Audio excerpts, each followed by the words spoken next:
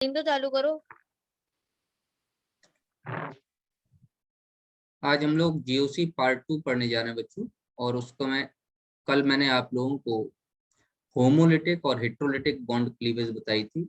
आज मैं आप लोगों को इन इलेक्ट्रॉनिक इफेक्ट्स के बारे में बताने जा रहा हूँ। तो हम लोग जो पढ़ने जा रहे हैं वो है इलेक्ट्रॉनिक इफेक्ट्स।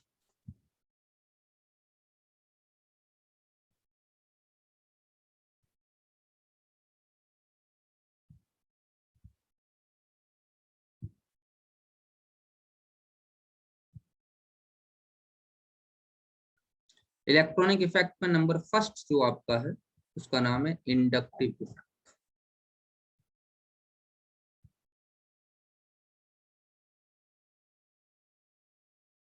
इसको आई इफेक्ट कहते हैं। दूसरा है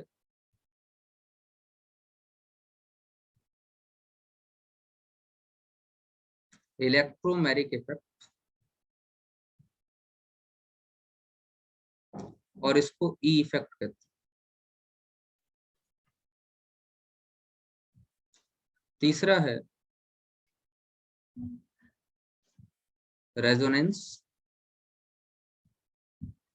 या मीजोमेरिक इफेक्ट।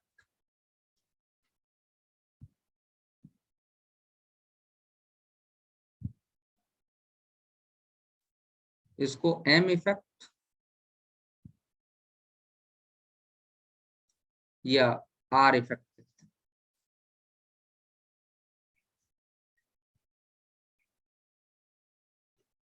और चौथा है हाइपर कन्वल्यूशन।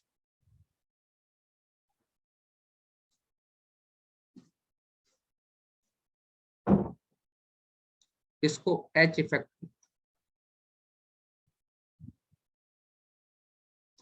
ये सारे जितने भी इफेक्ट हैं ये सारे दो दो टाइप के होते हैं, पॉजिटिव और negative. Plus I, plus E minus E, plus M minus M, plus H minus H. एक एक करके पढ़ते रहेंगे, ध्यान से देखिए। नंबर फर्स्ट जो हम पढ़ने जा रहे हैं उसका नाम है आई इफेक्ट या इंडक्टिव इफेक्ट।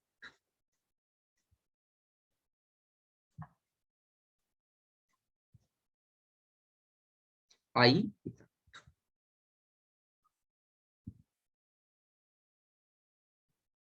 और ये दो तरीके का होता है। It is of two types. Number first plus I effect.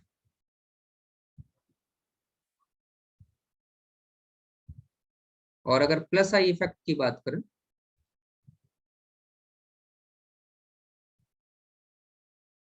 तो इसमें लिखना पड़ेगा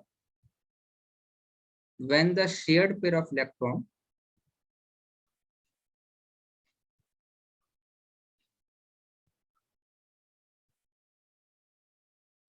are partially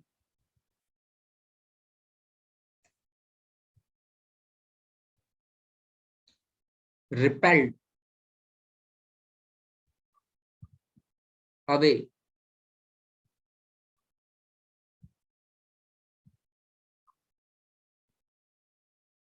from the group,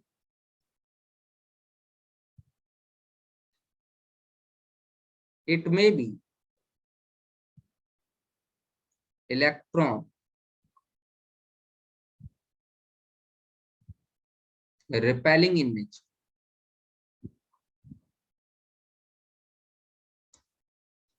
ये जितने भी ये ग्रुप्स होते हैं ये अपने आप से शेयर्ड पेयर ऑफ इलेक्ट्रॉन को पार्टली रिपेल करते हैं। तो मैं ये कह सकता हूं कि मान लीजिए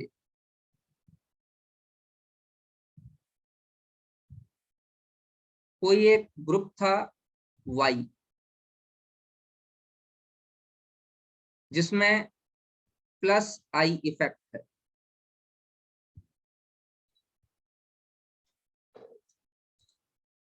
और अगर वो पार्टली रिपेल कर रहा है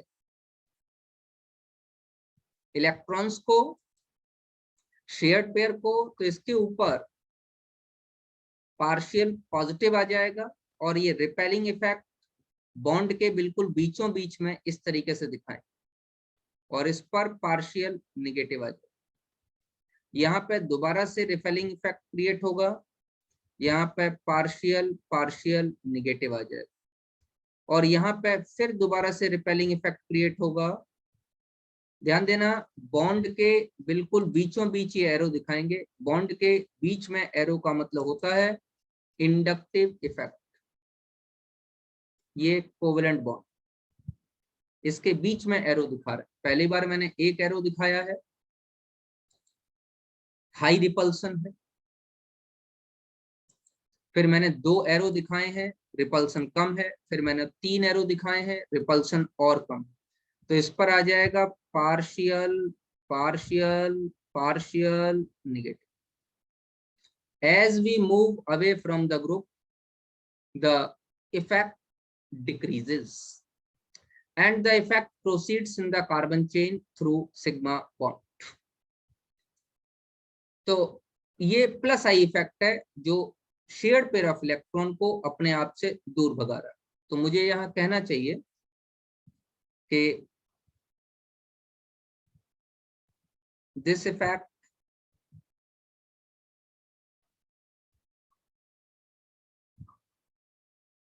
proceeds in the carbon chain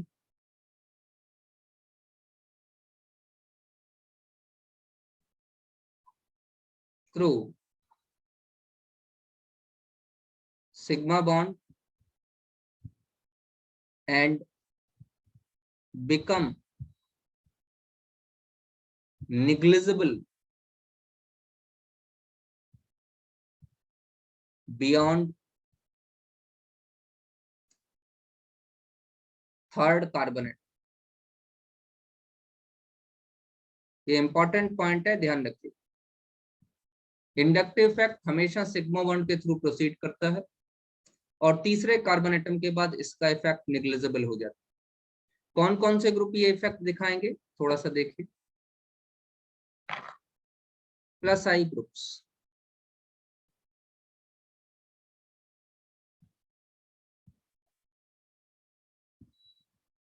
सबसे ज्यादा प्लस आई प्रेजेंट होगा COO नेगेटिव। फिर प्रेजेंट होगा CH3 का होल थ्राइस C, मतलब टर्शरी ब्यूटाइल ग्रुप में। फिर प्रेजेंट होगा CH3 का whole twice CH isopropyl group में। फिर प्रेजेंट होगा इथाइल ग्रुप में। फिर प्रेजेंट होगा मिथाइल ग्रुप में। फिर प्रेजेंट होगा tritium, the third and the radioactive isotope of hydrogen. फिर प्रेजेंट होगा ड्यूटेरियम में और फिर प्रेजेंट होगा हाइड्रोजन। ये ऑर्डर याद करना पड़ेगा बेटा, समझ में आता है? मतलब हाइड्रोजन में वीकेस्ट प्लस आई होगा और COO नेगेटिव में स्ट्रॉन्गेस्ट प्लस आई होगा। प्लस आई ग्रुप क्या काम कर रहा है? प्लस आई ग्रुप जो है शेयर्ड पेयर ऑफ इलेक्ट्रॉन को रिपेल करने का काम कर रहा है। Electron repelling tendencies plus I groups में प्रेजेंट है। ठीक इसी तरीके से we are talking about the minus I groups. तो चलिए बात करते हैं minus I effect, negative inductive effect.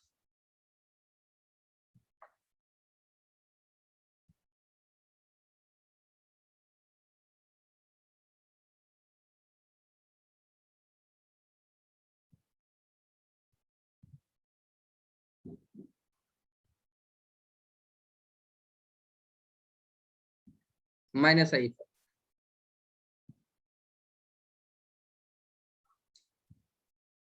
when the shared pair of electron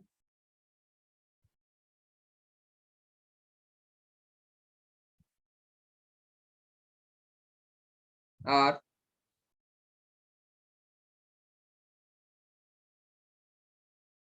partially shifted towards the group,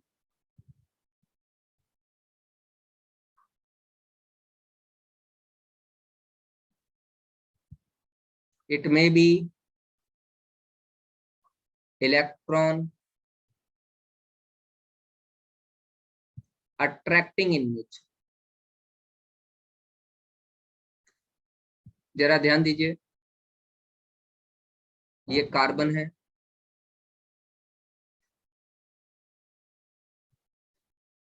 और मान लेते हैं ये एक्स कोई ग्रुप है जो -I ग्रुप है। वहां पर क्या था, group shared pair of electron को अपने आप से दूर भगा रहा था। यहाँ पे क्या होगा, shared pair of electron towards the group attract होंगे, तो एरो देखो चेंज हो जाएगा। तो यहाँ पर पार्शियल निगेटिव आ जाएगा और कार्बन पर पार्शियल पॉजिटिव आ जाएगा, क्योंकि shared pair of electron towards the group shift होगा। यहाँ पर क्या होगा, थोड़ा सा डिक्रीज हो जाएगा, दो एरो दिखाएंगे, पार्शियल पार्शियल, पार्शियल मतलब कम, पार्शियल पार्शियल मतलब और कम, और यहाँ पर 3 एरो दिखाने पड़ेंगे। अट्रैक्शन तो है बट वेरी वेरी वीक, तो पार्शियल पार्शियल पार्शियल पॉजिटिव ये होगी। तो यहाँ पे भी लिखेंगे वही बेटा कि दिस इफेक्ट proceeds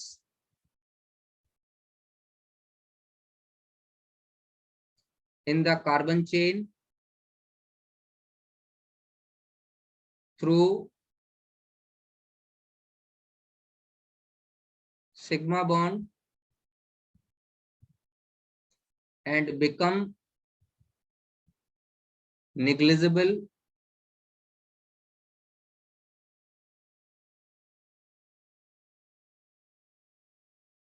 beyond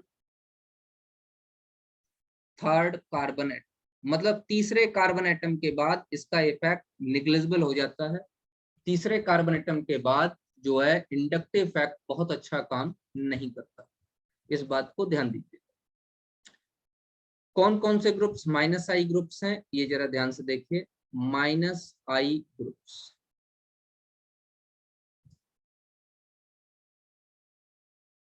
मैं लिखाई दे रहा हूं इनका ऑर्डर, और ये भी आपको बेटा याद रखना पड़ेगा। सबसे ज्यादा -I पाया जाता है NR3 पॉजिटिव, उसके बाद पाया जाता है NO2, उसके बाद पाया जाता है CN,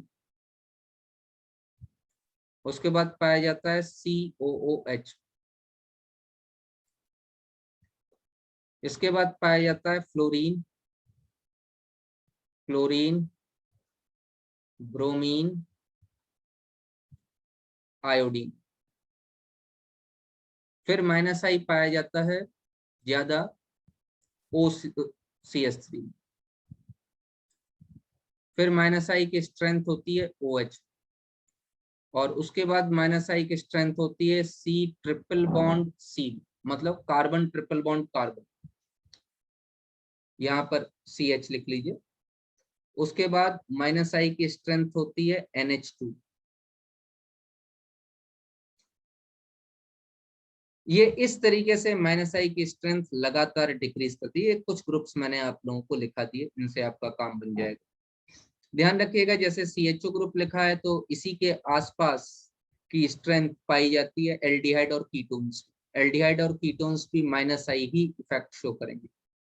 carbon triple bond carbon है, NH2 है, इस तरीके से एक और लिख सकते हो यहाँ पर, carbon double bond carbon, CH double bond CH2, मतलब कार्बन डबल बॉन्ड कार्बन होगा, मतलब ट्रिपल बॉन्ड में ज्यादा स्ट्रेंथ है, डबल बॉन्ड में कम स्ट्रेंथ है।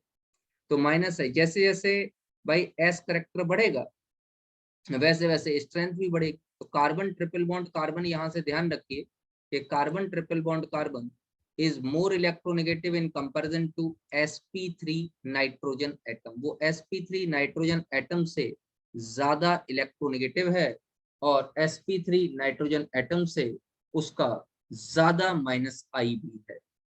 तो जरा ये अगर ग्रुप आपको याद रहे, NR3 पॉजिटिव सबसे ज्यादा, फिर NO2, फिर CN, फिर COH, fluorine, chlorine, bromine, iodine, OCH3, OH, C triple bond CH, NH2 और CH डबल बॉन्ड CH2, तो आपको इसके जो सीरीज है वो ध्यान रखनी पड़ेगी। चलिए आगे बढ़ाता हूं। देखो बेटे, एक तरफ मैं लिख लेता हूं प्लस आई ग्रुप्स और दूसरी तरफ लिख लेता हूं माइनस आई ग्रुप्स। क्या होगा?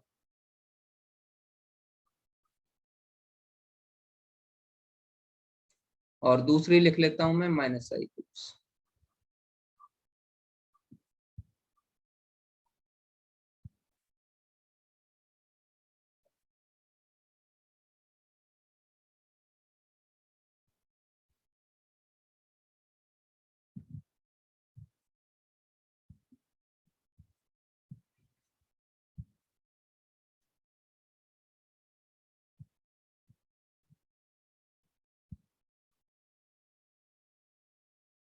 ध्यान दीजिएगा, इसी पर क्वेश्चंस आएंगे।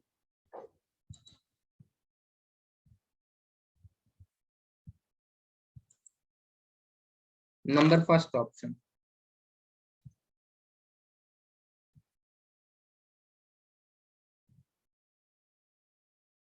इलेक्ट्रॉन डेंसिटी ओवर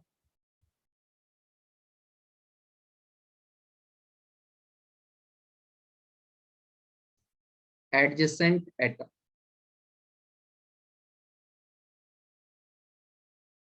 बगल वाले एटम पर इलेक्ट्रॉन डेंसिटी का क्या इफेक्ट हो? जरा प्लस आई ग्रुप में अगर देखें तो प्लस आई ग्रुप इलेक्ट्रॉन रिपेलिंग, वो अपने से दूर भगाते हैं इलेक्ट्रॉन। अगर अपने से दूर भगाते हैं तो पास वाला जो एटम है उस पर इलेक्ट्रॉन डेंसिटी क्या हो जाएगी? इंक्रीज कर जाएगी। और माइनस आई ग्रुप अपने पास खींचते हैं इलेक्ट्रॉन्स को, शेयर्ड पेयर इलेक्ट्रॉन को, तो पास वाले एटम से इलेक्ट्रॉन डेंसिटी स्नैच कर लेंगे and the electron density over the adjacent group will decrease. Number second, बेटे stability of कार्बोकैटायन, एक मैं यहाँ नोट लिखा दे रहा हूं, उसको ध्यान रखिएगा।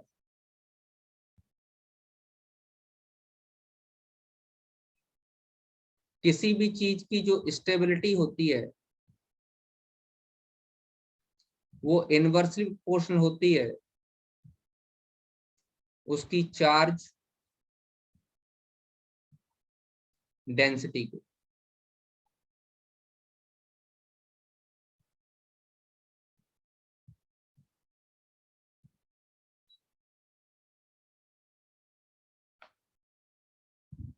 तो जितना ज्यादा चार्ज होगा या चार्ज डेंसिटी जितनी ज्यादा होगी, स्टेबिलिटी उतनी ही कम होगी।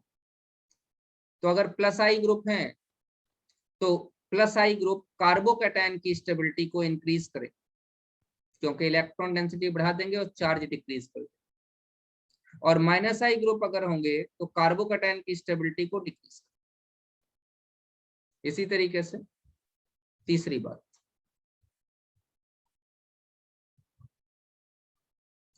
Stability of carb anion. Carb anion के आसपास अगर प्लस आई ग्रुप लगा दोगे तो इलेक्ट्रॉन डेंसिटी बढ़ जाएगी, तो उनकी स्टेबिलिटी डिक्रीज हो जाएगी। और अगर माइनस आई ग्रुप लगा दोगे तो उनकी स्टेबिलिटी इंक्रीज हो।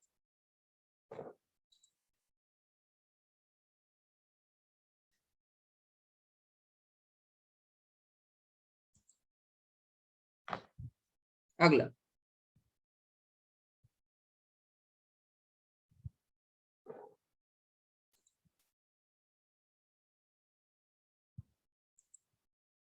चौथा पार्ट, एसिडिक नेचर। किसी स्पीसीज के एसिडिक नेचर के लिए प्लस आई ग्रुप एसिडिक नेचर डिक्रीज करेगा, माइनस आई ग्रुप एसिडिक नेचर इंक्रीज करेगा। पांचवा, बेसिक नेचर,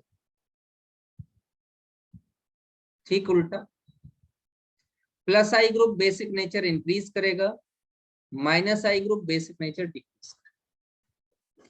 ठीक है, थोड़ा सा चार्ज डेंसिटी को समझाना चाहता हूँ, क्योंकि ये चीज अगर समझ में आ गई तो बहुत इंपॉर्टेंट चीज समझ में आ जाएगी। जरा ध्यान से देखिए। चलो मैं नेक्स्ट पेज पर समझाता हूँ आप लोगों को। ये लिख लिया?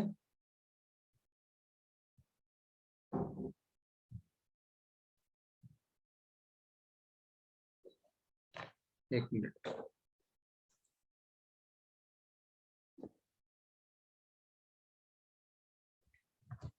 देखिए एक एक कर।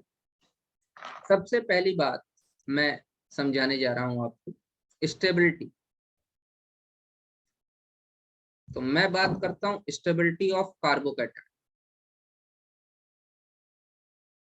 Stability of carbocation. सबसे पहले CH3 पॉजिटिव, उसके बाद CH3 CH2 पॉजिटिव, उसके बाद CH3 CH3 CH पे पॉजिटिव, और उसके बाद CH3 CH3 CH3 पे पॉजिटिव।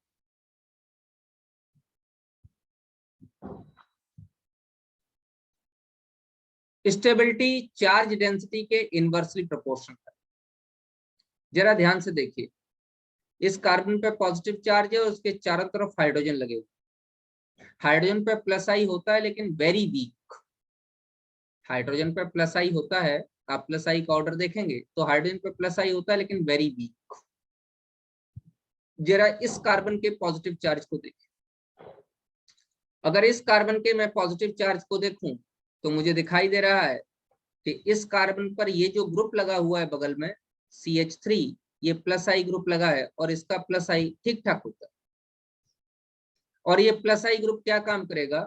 इलेक्ट्रॉन को धक्का देगा, मतलब इलेक्ट्रॉन को रिपेल करेगा। अगर बेटा इलेक्ट्रॉन्स को रिपेल करेगा तो इस कार्बन पर पॉजिटिव चार्ज, और इलेक्ट्रॉन को रिपेल करेगा मतलब इस कार्बन पर इलेक्ट्रॉन डेंसिटी इंक्रीज करेगा। ये CH3 इलेक्ट्रॉन रिपेल कर रहा है, मतलब बगल वाले कार्बन पर इलेक्ट्रॉन डेंसिटी इंक्रीज करेगा। अगर इलेक्ट्रॉन आ जाएंगे तो पॉजिटिव चार्ज डिक्रीज हो जाएगा।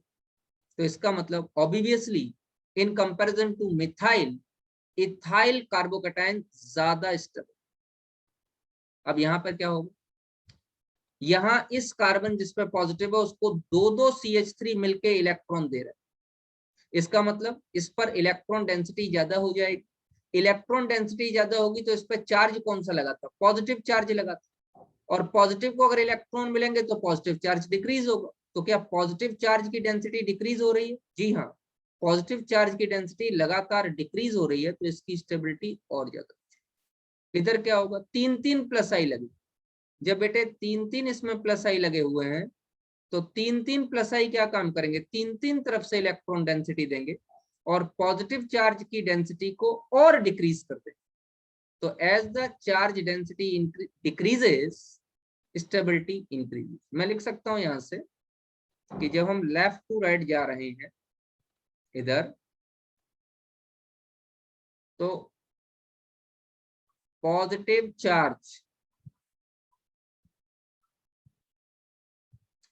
Density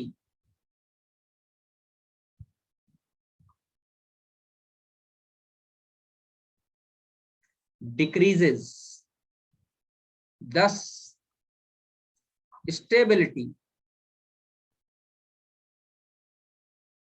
increases. That is the reason tertiary carbocation या tertiary carbonium ion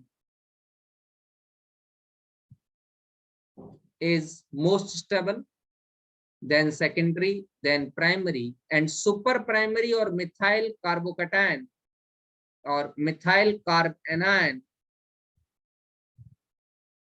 is least stable. ठीक, नंबर सेकंड पॉइंट।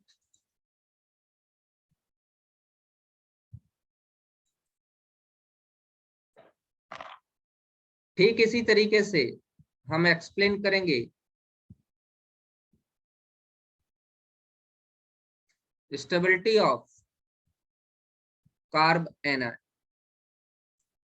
अगर कार्ब एनायन की स्टेबिलिटी को हम एक्सप्लेन करना चाहते हैं तो जरा ध्यान से देखिए, यही लिख लेता हूं, CH3 निगेटिव मिथाइल, फिर CH3 CH2 negative primary that is ethyl, फिर आइसोप्रोपाइल दैट इज सेकेंडरी, और फिर tertiary butyl that is tertiary carb anion, carb anion. अब अगर हम इसकी बात करें तो जरा ध्यान से देखें, ध्यान से देखिए, CH3 पर निगेटिव चार्ज है, इसके चारों तरफ हाइड्रोजन लगे जिसमें प्लस आई होता है, वीकेस्ट निग्लिजिबल अमाउंट में प्लस आई होता है। मतलब मैं ये नहीं कह सकता कि ये हाइड्रोजन इलेक्ट्रॉन डेंसिटी बहुत ज्यादा क्वांटिटी में इंक्रीज, हाँ इंक्रीज तो करेंगे थोड़ी बहुत, लेकिन बहुत ज्यादा। लेकिन इस कार्बन निगेटिव के बगल में क्या लगा हुआ है, प्लस आई लगा हुआ। तो प्लस आई क्या काम करेगा, इसको इलेक्ट्रॉन देगा, क्योंकि plus I R electron donors, इलेक्ट्रॉनों को धक्का देंगे। Electron donor electron repelling tendency रखते हैं, दूसरे वाले स्पीसीज पर इलेक्ट्रॉन डेंसिटी बढ़ा देंगे। तो पहले से इस पे इलेक्ट्रॉन था और बगल वाला भी इलेक्ट्रॉन ही दे रहा है, तो इसका मतलब निगेटिव चार्ज की डेंसिटी इंक्रीज हो जाएगी। अगर निगेटिव चार्ज की डेंसिटी इंक्रीज हो जाएगी तो ऑब्वियसली ये लेस स्टेबल होगा। यहां पर क्या होगा, दो दो तरफ से निगेटिव चार्ज की डेंसिटी बढ़ेगी, क्योंकि दो दो तरफ से प्लस आई लगे हुए। प्लस आई क्या काम कर रहा है, बगल वाले एटम पर इलेक्ट्रॉन डेंसिटी इंक्रीज कर रहा है। तो अगर इलेक्ट्रॉन डेंसिटी इंक्रीज करेगा तो क्या हो जाएगी, स्टेबिलिटी अपने आप डिक्रीज हो जाएगी, क्योंकि इस पर पहले से इलेक्ट्रॉन थे, पहले से इलेक्ट्रॉन थे और तुम भी इलेक्ट्रॉन ही दे रहे, तो इस पर इलेक्ट्रॉन डेंसिटी, नेगेटिव चार्ज की डेंसिटी बढ़ जाएगी। Charge density increases, stability further decrease, stability और कम। यहाँ पे तीन तीन तरफ से प्लस आई इसको मिल रहे हैं। प्लस आई क्या काम करेगा, इलेक्ट्रॉन डेंसिटी बढ़ा देगा। तो इलेक्ट्रॉन डेंसिटी अगर बढ़ा देगा तो स्टेबिलिटी क्या हो जाएगी बेटे, डिक्रीज हो जाएगी, फर्दर डिक्रीज हो जाएगी। तो इसीलिए यहाँ पे जो टर्शरी कार्ब एनायन है, टर्शरी कार्ब एनायन वो लीस्ट स्टेबल, और जो मिथाइल कार्ब एनायन है वो मोस्ट स्टेबल।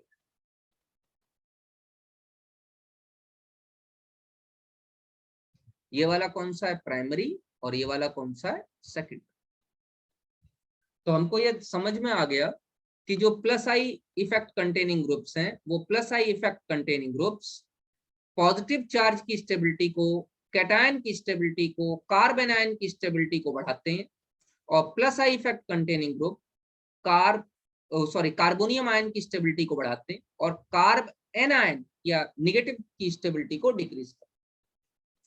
तो एनायन की स्टेबिलिटी जैसे जैसे प्लस आई बढ़ता जाएगा डिक्रीज करती चली जाएगी। अच्छा,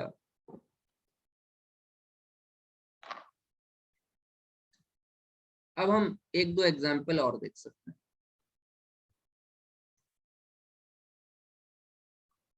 जैसे मैं बताने जा रहा हूं, CH3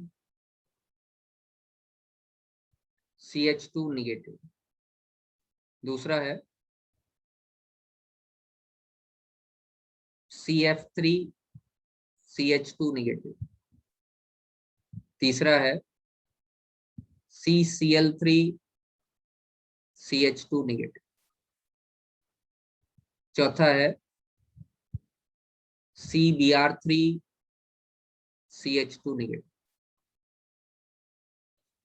अब जरा ध्यान से देखिए, यहाँ कौन सा इफेक्ट काम कर रहा है। जैसे ये मान लेता हूँ A, ये हम कह देते हैं B, ये हम कह देते हैं बेटा C, और ये हम कह देते हैं बेटा D। यहाँ पर कौन सा इफेक्ट काम कर रहा है, प्लस आई। प्लस आई वाला कार्बोकैटायन की स्टेबिलिटी को इंक्रीज करेगा और कार्ब एनायन की स्टेबिलिटी को डिक्रीज करेगा। माइनस आई वाला कार्ब एनायन की स्टेबिलिटी को इंक्रीज करेगा और कार्बोकैटायन की स्टेबिलिटी को डिक्रीज। तो जरा इसको ध्यान से देखिए, यहां पर क्या है, प्लस आई का, तो इसकी स्टेबिलिटी तो डिक्रीज होगी, क्योंकि प्लस वाला कभी भी माइनस की स्टेबिलिटी को इंक्रीज नहीं कर सकता, इलेक्ट्रॉन डेंसिटी बढ़ाएगा। चलिए, CF3 में क्या काम कर रहा है, माइनस आई काम कर रहा है, तो माइनस आई तो स्टेबिलिटी को इंक्रीज करेगा। CCl3 में भी माइनस आई क्लोरीन का, CBr3 में भी माइनस आई, तो ये तीनों तो स्टेबिलिटी इंक्रीज करेगा। लेकिन आपको मालूम है कि माइनस आई फ्लोरीन में सबसे ज्यादा होता है, फिर क्लोरीन में और ब्रोमीन। इसका मतलब CF3 वाला सबसे ज्यादा क्वांटिटी में स्टेबिलिटी इंक्रीज करेगा। B will be, option number B will be highly stable, B के बाद सी के बाद डी, क्योंकि ये तीनों स्टेबिलिटी इंक्रीज कर रहे थे। फ्लोरीन सबसे ज्यादा क्वांटिटी में, फिर क्लोरीन और ब्रोमीन कम, क्योंकि ब्रोमीन का माइनस आई कम। अब यहाँ CH3 तो इलेक्ट्रॉन डेंसिटी बढ़ा रहा है, तो इलेक्ट्रॉन डेंसिटी बढ़ा रहा है तो स्टेबिलिटी डिक्रीज करेगा, तो A will be the least stable in all. एक और बहुत प्यारा एग्जांपल है जो एग्जाम्स में आया भी है, उसको भी देखिए। अगर मान लो कि आपके पास कार्ब एनायन इस फॉर्म में लिखे हुए, एक जगह लिखा है CCl3 निगेटिव और एक जगह लिखा है CF3 निगेटिव, और आपसे कहा है इन दोनों में ज्यादा स्टेबल कौन। तो उस केस में हम लोग क्या काम करेंगे कि जरा ध्यान से देखिए। वैसे अगर नॉर्मली देखा जाए तो माइनस आई दोनों में काम कर रहा है और फ्लोरीन का माइनस आई ज्यादा ताकतवर होता है, तो देखने में तो ऐसा लग रहा है कि CF3 को ज्यादा स्टेबल होना चाहिए, लेकिन नहीं। जरा ध्यान दीजिएगा, इस कार्बन पर ये नेगेटिव चार्ज है और यहाँ पे 3 क्लोरीन लगे हुए। क्लोरीन के पास ऑर्बिटल वेकेंट है, इस कार्बन में भी नेगेटिव चार्ज है, और यहाँ फ्लोरीन लगे, फ्लोरीन के पास ऑर्बिटल वेकेंट नहीं, फ्लोरीन में सेकंड शेल होता है बस। तो ये एक इलेक्ट्रॉन की शेयरिंग करने के बाद इसका 2p फिल्ड हो गया, तो इसमें किसी भी 2p के बाद 2d तो होता नहीं, तो इसमें तो ऑर्बिटल वेकेंट है नहीं। लेकिन क्लोरीन के पास vacant orbitals are present. Chlorine के पास, ध्यान रखिएगा, क्लोरीन के पास वेकेंट ऑर्बिटल्स आर प्रेजेंट। मैं लिख के दे रहा हूं, vacant orbitals are present. Thus, back bonding takes place. Back bonding takes place. ये जो इलेक्ट्रॉन डेंसिटी है ये बैक बॉन्डिंग के थ्रू क्लोरीन के पास पहुंच जाती है, क्योंकि क्लोरीन के पास वेकेंट ऑर्बिटल, यहां पर vacant orbital are not present,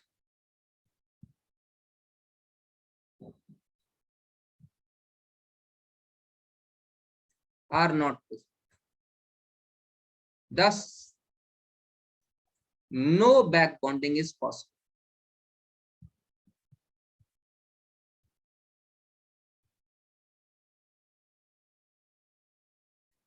तो अगर कोई बैक बॉन्डिंग नहीं हो पाएगी तो इसमें इलेक्ट्रॉन डेंसिटी ज्यादा हो जाएगी और इसमें इलेक्ट्रॉन डेंसिटी कम हो जाएगी। तो चार्ज डेंसिटी क्लोरीन वाले में ज्यादा डिक्रीज कर गई क्यों, ड्यू टू बैक बॉन्डिंग, और CCl3 negative will become more stable in comparison to CF3 negative. ये बेटे आज मैंने आप लोगों को कुछ एग्जांपल्स कराए इसमें, इसके और भी एग्जांपल्स आपको आपकी नेक्स्ट क्लास